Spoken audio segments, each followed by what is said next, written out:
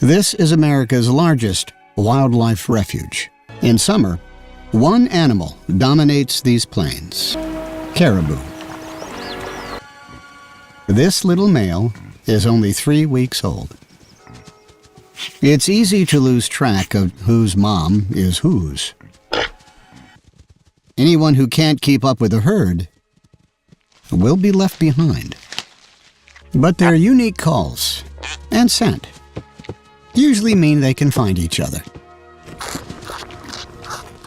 Come wintertime, he will be independent, but hunger is driving them towards danger.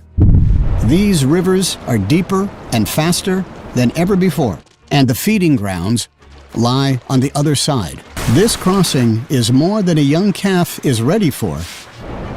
The current takes them by surprise, sweeping him off his feet.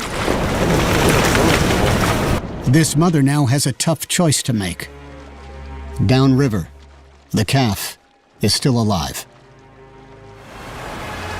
He has a fighting spirit. Mom's nowhere to be seen.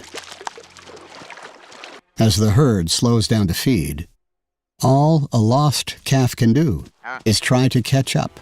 Female caribou rarely adopt lost or orphaned young.